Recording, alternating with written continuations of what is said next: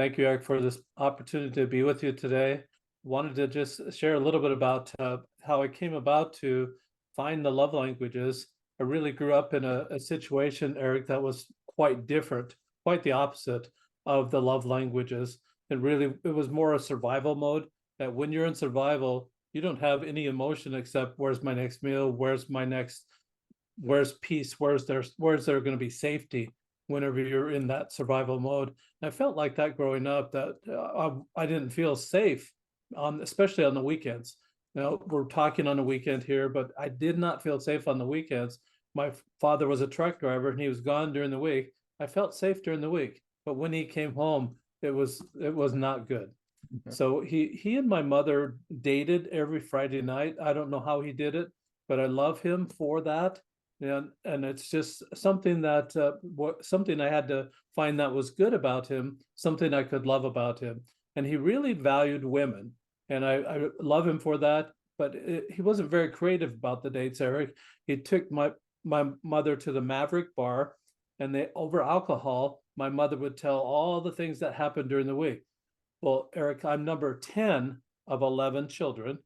And Mm. so I imagine my mother, I wasn't ever there, but imagine my mother starting at the top of the list and going all the way down, all the way down, all the way down.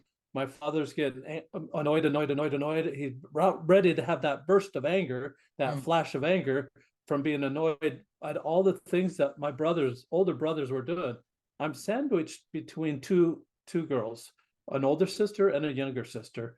And so if I looked cross-eyed at those girls because of the value that my father had for women, if I looked cross-eyed on, I was already in trouble. So on top of all the things my brothers were doing, and me being sandwiched between the girls, I felt like I was kind of the target. That's when the flash of anger happened, when my mother was telling about what was Paul doing all that week. And so I felt like I was the target. My older brothers in high school had they had a paddle. I had one here, but I was looking, they had a paddle that they made in wood shop in high school. You'd imagine that they'd make these paddles and then the kids would give them to their parents for disciplinary Mm. issues in the family. It was a wood shop project that they allowed the young men to do in high school. In fact, in that particular high school, they had a paddle club. That paddle club would take these paddles to the games, and they'd be security for the games. That you get out of line, you're going to get a little whack with the paddle. And these were carefully crafted, Eric, so that they'd inflict the most pain. They had little divots in the paddle Yeah. that the drill it down, just not all the way through, but just kind of just down a little bit, so that when the paddle would hit you, uh, if you look at it afterwards, it looked like you had measles. It was Mm. these little red spots all over you, and that's what it was like. So that's kind of atmosphere I kind of grew up in, that corporal punishment type of attitude, and just everything we did was not right. So I feel like though it was maybe passed down from generations. My grandfather, or my grandfather, my father's father, had 19 children, Mm. of which my father's number 15. My father had 11 children. I'm number 10. And then I only had 8. So we're diminishing it down generation by generation. My kids, Eric, are only having 3. I want more grandchildren. I don't know what to do about it. And that's the kind of the whole point of this whole story, that there's really nothing I can do about it. And it was just the whole idea of, well, what are those things that I have control over, and what are those things that I don't have control over? And that's kind of where I started moving my own philosophy over. Well, I don't have any control over what my neighbor is doing. I don't have any control over what the choices that driver next to me is making, but I do have control over the choices that I make. So as it relates to anger, I had the choice of following that pattern, and I realized early on that I was following that same pattern, that my father being annoyed, annoyed, annoyed, annoyed, and then having flashes of anger, go Mm. back down, start it up again, be annoyed, annoyed, annoyed, have a flash of anger, go back down. It was a cycle that I had, Eric. And while I'm trying to get out of that cycle, I'm saying, how do I get over? How do I get over there? How do I get over to a more loving part of the cycle? Because I was being annoyed mostly at other people, hardly ever annoyed at myself. How would that look? I mean, what are you going to do? Give yourself a silent treatment for 3 days? How's that going to look? I mean, just ridiculous. Not annoyed at myself, but annoyed at what other people were doing. When I realized that I didn't have control of that, but what I do have control is how I respond and how I give out love. So as I'm figuring this out, I'm thinking I was walking a few months ago, and I found this walking stick. Mm. It didn't have any bark on it, just like it is how I found it. One side was really smooth. This is the smooth side. I'll call that the nice side of the stick. The other side, you can see though, has little points on it. You wouldn't want to put your hand there, you'd poke your hand and everything. So I call this the naughty side of the stick. Kind of has knots in the wood there, the naughty side of the stick. So naughty and nice. Santa Claus has a list like that. We've heard of all about Santa Claus, Yeah. but he's got a list like that of naughty and nice. And I realized, Eric, that that's a spectrum. That if we can name our behavior, whatever we're doing right now, if we can name that, where does it fit on that naughty and nice spectrum? Take, for example, sarcasm. What do you think, Eric? Where does it fit? So okay, it all depends. It could go either way. Okay, maybe it's in the middle then. Yeah. Well, okay, what about impatience? Again, impatient could be a good thing. In what Well, situation? if it's a good thing, Yeah, what situation? Yeah. When if would you, it be good to be impatient? well, if you know you're supposed to do something, like I sometimes, if I have I'm a massage therapist and I got all these clients, and then one client I I have like hours between, but sometimes I get impatient that I want to go there early. And there's one patient I did go early and she wasn't ready, but and then another time if I get impatient, I go to another client early, they were happy to see me, you know. But then again, there's another side to it also, because I could be impatient. It's like being patient with myself. And sometimes I get impatient with myself if I don't do something correctly. In my head, I'm cursing at myself in my head, you know, how stupid I am. I should have waited, you know, or like this. So, and that's exactly it. So impatience could be a motivator. Even sarcasm could be a motivator. But sarcasm in most situations really is kind of a dig on people. It's just a dig, and something that is sent out there, maybe to hurt, maybe to make it fun of someone, maybe to garner a laugh or two. Yeah. But it's mostly on the naughty side of the stick, just like impatience would be. If you can think what the opposite might be, impatience, the opposite would be patience.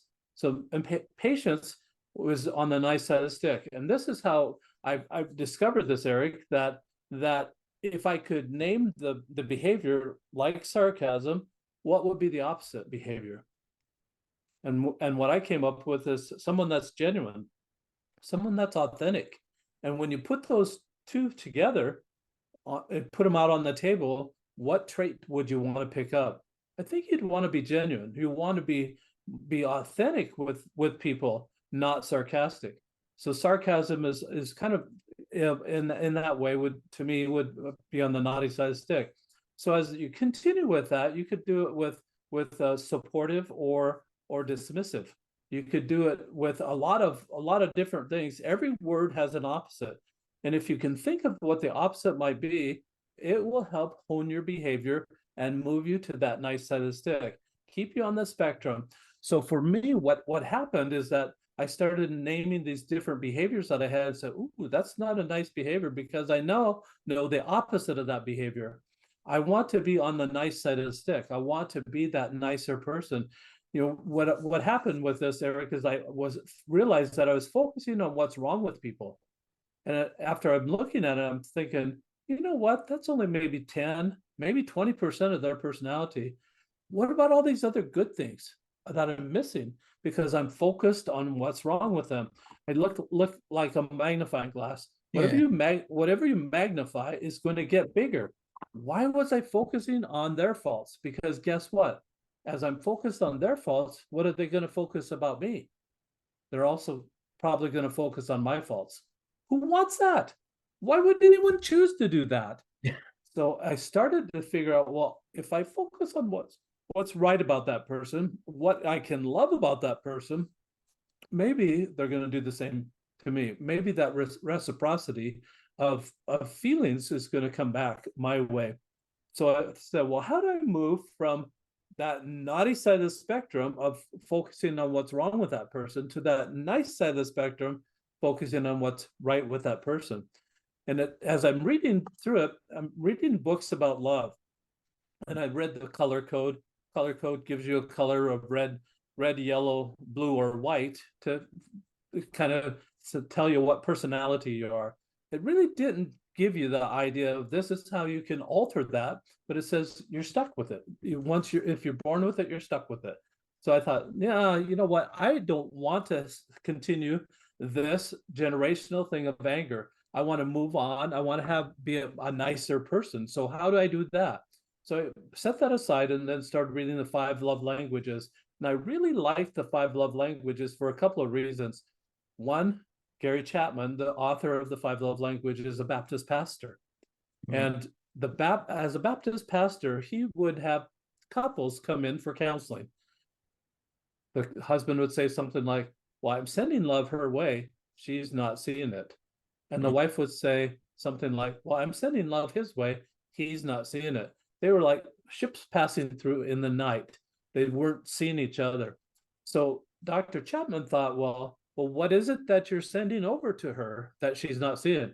And what is it that you're sending to him that he's not seeing? And with that dialogue over a period of time, Dr. Chapman distilled it into 5 different ways that people like to be loved. He called it the 5 love languages. So those 5 love languages, some people like to be served. They like their dinner on the table. They like the bed made. They like the house clean. They like the trash taken out. They like help with the vacuuming or domestic chores. They like to be served in one way or another. They light up. They just get excited when someone is serving them. Someone is helping them with what they need to do. Other people like the words. They like to just hear it. They like to hear "I love you." They like to hear their name called. They like to be praised for whatever they're doing. They like to hear the words. Other people like opportunities to spend time with each other. My wife's like that, Eric. She loves Korean dramas. Do you speak Korean? No. No, neither do I. So I just get to sit there and we just get to read the captions. There is no talking, Eric. No talking at all. Just sit there with me. And that's all she likes. She just likes me to be there, spend time with her. We don't have to talk at all. Just sit there. And that's people that like to have time. Other people like gifts. They just get really excited when someone gives them a gift. And it just lights them up, makes their day. And then the last one is the touch. Other people like the touch. Now, people like hugs, people like that sort of thing. But if you're talking about expressing love all day long to everybody that you meet, you're going to have some alternative ways to do that for touch. Some people will like the high five or the fist pump, or maybe they'll like the chest bump, or like you probably have friends that you've created a 5 or 10 step handshake that it's only between you and that person. There's the same 5 steps that you're always doing, or the same 10 steps handshake that you're always doing, but you slap and then you fist bump and then at the end go whatever. I mean, it's just you make it up and it's fun. Those are really fun, but that's a bond. That physical touch is a bond between that person, and it really becomes special for that person. So as I studied these 5 love languages, I thought, you know what, Dr. Chapman, your book is for couples. I was single at the time, Eric, and I thought, who am I going to love? And then I looked around and said, oh, I get to love everybody. But I said, but how am I going to do that? And I thought, well, as a kid, even as dysfunctional as our family was, as a kid, I thought, well, when we played games, I felt together. I felt part of a family. I thought, well, what if I could make this a game? So I contacted Dr. Chapman and asked him if he's licensing the little pictures or the icons that he had for each one of those love languages that I just described. And his attorney wrote back after a couple of weeks and said, no, we're not doing that. So I thought, well, what am I going to do? I remembered I had an attorney friend in my neighborhood, and he just turned out to be a copyright attorney, the perfect kind of attorney to ask this particular question. So I told him the idea. He said this, said theory, like the love language theory, is not copyrightable. Application is. So they weren't doing it, applying it as a game. They weren't doing it as a game. So I made my own icons and made it into a game. And this is what I've got here. Mm-hmm. So it's just a dice. There you can see a hand holding an hourglass. Mm-hmm. An hourglass represents measure of time. So that would be the time. So the next one is looks like a waiter holding a platter. That would represent service. This is the Taylor Swift heart, but there's a little bit difference here. That two hands put together to create a heart, but there's a conversation fly out from that heart. So that would be the words from the heart. The next one is two hands, looks like they're holding hands, touching each other. And then the last one, it would be the gifts, a hand holding a gift. 5 love languages, 6 sides on the dice, Eric. The last one is a hand holding a question mark. That's what I called surprise me. So for the game, there's just 2 instructions. You roll the dice every day. Whatever it lands on, that is the love language you practice giving away all day that day. All day to everybody. So now what's happening is you're watching for people that light up. When they light up, you've discovered what their primary or secondary love language is. The next day you roll it, it might be different. That's what you're doing that day. So over a 30-day period, you actually will have given away all 5 love languages. So now you know them backwards and forwards. Let's go back to that couple that visited with Dr. Chapman as him as a Baptist pastor. Now, instead of not seeing what she's sending as love, now because he understands all 5 love languages, he can say, oh, she's loving on me. It's not my primary love language, but I can respond to that. Now you can see that the communication barriers that were there, that gap that for that communication is not there anymore, because they both understand all 5 love languages.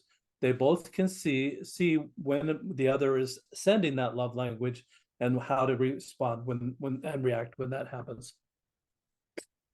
So that's kind of what the story is, and that's how it kind of came to where I'm at right now today.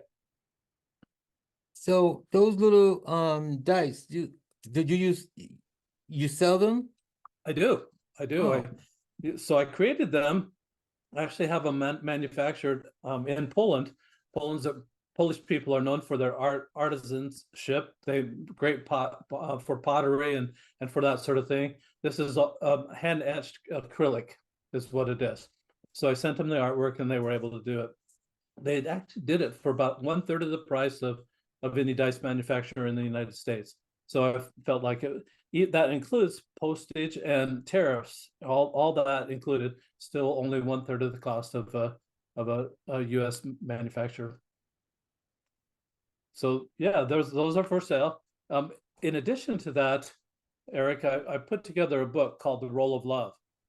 It's just, and it's a kind of a play on words. ROLE is how I spell role of love, and that means the person who you are. ROLL is what you do with the dice outside of you. Yeah. And you can't really change. You can change circumstances to a certain point, but you can't. But you can. You're going to be better off being able to change yourself, upgrade yourself to that person that somebody else will actually love, somebody that's wonderful to be around, somebody that everybody wants to be around. You upgrade yourself to that person by learning the love languages, learning how to respond when people are sending love your way.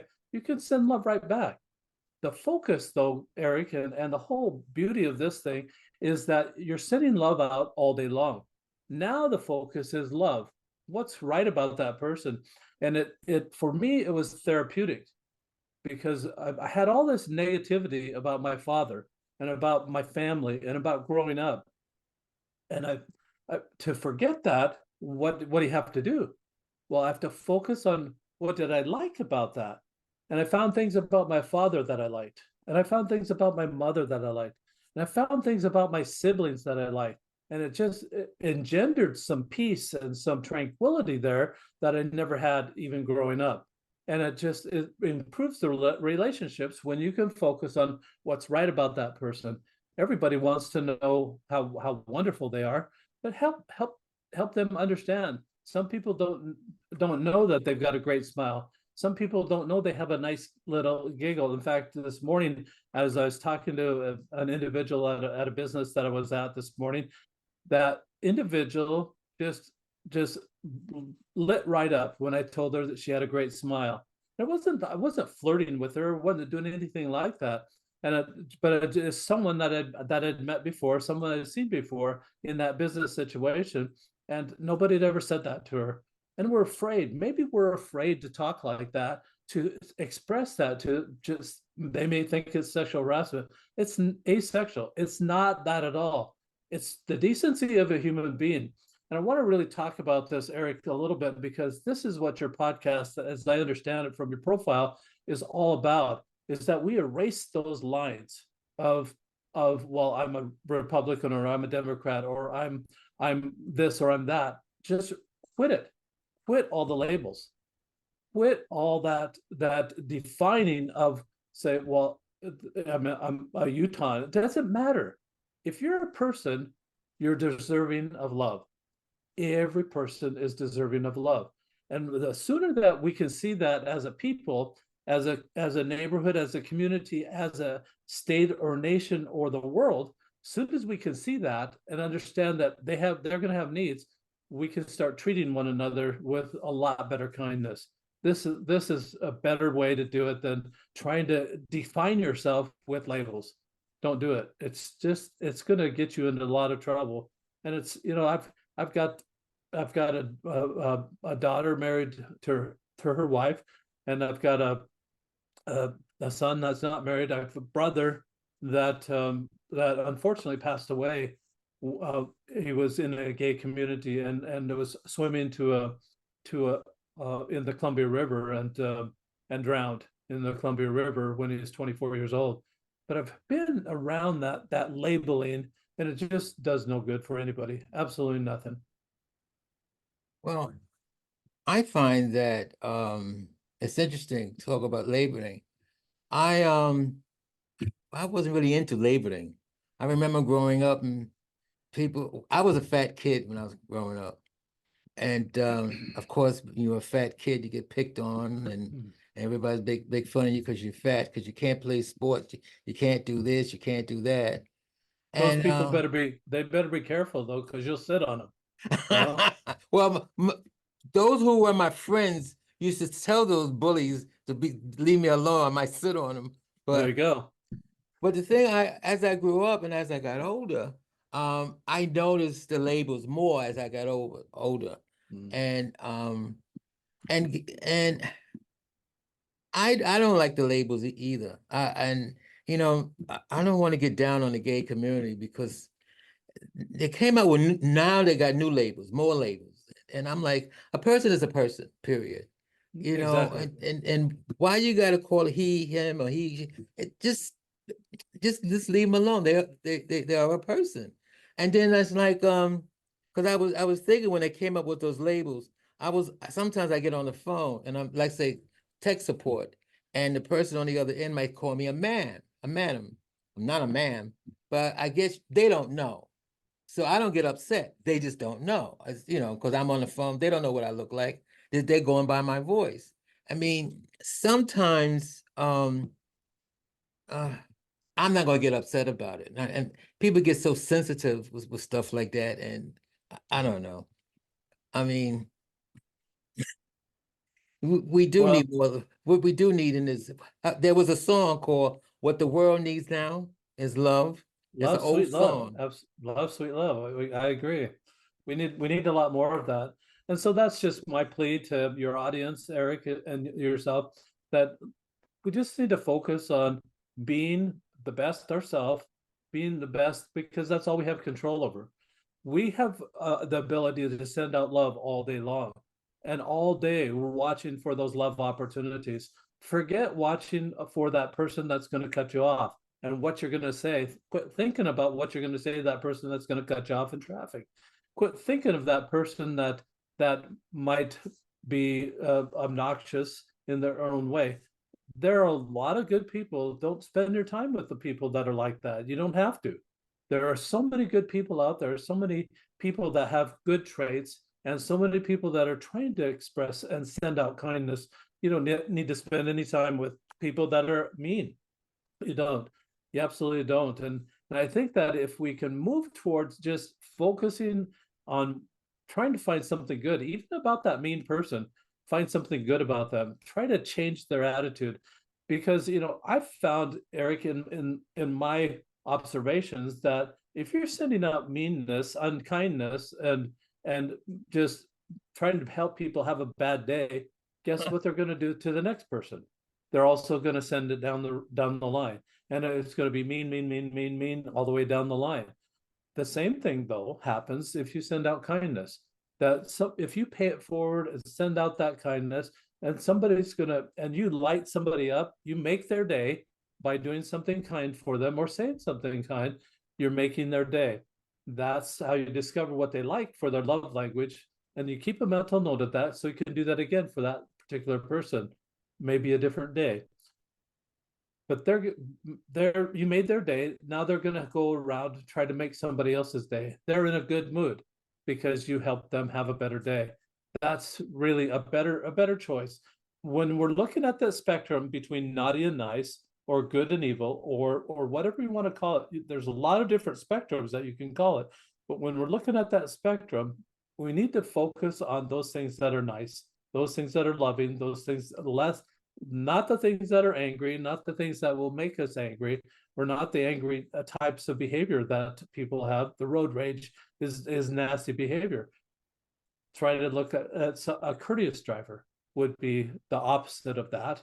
Be that courteous driver, and just be that person that you want to be. Because especially if you're single right now and you want to meet someone, up your game. And that's what happened to me as I was single. I thought, how can I be a more loving person? How can I be a better person in any kind of relationship, not just a significant other relationship, but every kind of relationship. How can I be that person? And this love came to mind. It was a revelation for me. It was something that I felt was personal for me. How do I get to that other side? From where I was and where I was trained as an abuser. I was trained as someone that looked negative at everything. In fact, Eric, I thought that I'd be a great movie critic growing up because I was so critical. But then we had those TVs that you had to walk over to turn the knob to change the channel. You know all about that. Yeah. Those TVs didn't have remotes in the day. There was a human remote. I was that guy. Your legs are shorter. You're younger than me. Just go up to the TV and turn it to number 3 or number 5, whatever. Turn the channel. And then we only had a few channels to choose from at the time. So I was the human remote control. But there's got to be a way that we can just act in kindness and stay on that, work to get to the nice spectrum. Then the best way that I found was for me to identify the behavior, find out if it's on the naughty or nice spectrum, where it is, think of what the opposite is, and then choose the better behavior. That's how you refine yourself. If you do this for 30 days, roll the dice for 30 days there, you now have a habit of loving. Instead of focusing on what's wrong with people, I realized that after 30 days of rolling the dice, that I stopped being annoyed. I stopped stacking those annoyances and having the flash of anger, but I started stacking kindness on top of kindness on top of kindness to get to the higher laws of love, like charity or compassion or forgiveness or mercy or intimacy or trust. Can you imagine trying to have intimacy with someone and you're insulting, insulting, insulting, insulting, and have that expectation at the end of the day, it's not going to happen. Kindness on top of kindness on top of kindness. Stack that. These and these are simple. The 5 love languages are really basics. Why can't we raise the literacy level of love for everybody across the world? Why can't we raise it so that everybody knows the love languages, practices them, so we can get to those higher laws of love, get to that compassion? We need more compassion. We need more empathy. We need more sympathy. We need more understanding in the world today. We can get there by practicing just the simple laws of love, the 5 love languages. Well, I just want to say this. There are some people on this planet will say to you, if you love me, you do what I tell you. Well, Jesus said something like that too. If you love me, keep my commandments. But that is a good example because he was a good person, and you want to follow good people. If you the people that say that now, Eric, are people that want to have control over you. Right. This isn't about that at all. This is about empowering yourself to be able to choose the better part of life, choose the better part of people, the better part of their personality, and focus on that. Magnify that, make the goodness of that person grow larger. Make and magnify that. And when that grows larger, it will happen just like it happened to me. You'll forget about that being annoyed. You'll forget about that, all that focus that your life previously had. So now you can focus on what can I do to make your life a lot better. And you're giving to people. There are those out there that will balk at that notion that just give, give, give. But I want you to look at it this way, that when you're making someone's day and they're happy and they're satisfied and they're just so happy that you did that for them, there's a great feeling that you're going to get inside for yourself. You're not looking for a payday, and the true love is sending it out without any expectation at all. It's not, let's make a deal, Eric. It's not, I'll give you this if you give me that. It's not like that. It's not a trade. It's not a transaction. Love is sending it out without any expectation, but trusting the laws of the land, or laws of the universal laws that have been out there for longer than before you and I were ever born, like the law of the harvest or karma or the law of attraction. All those universal laws have been out there that say whatever you send out, it's coming back to you. Why would you make a piggy bank full of bad things? Give people bad stuff, give them insults. Why would you make a piggy bank of that? Instead, change your piggy bank to those things that are nice. Do kind things to people and create that, because you want that to come back to you. I hope that when I'm old and decrepit and I can't even get up out of bed, that there's going to be someone nice to help me, someone nice that's going to be kind to me no matter what situation I'm in.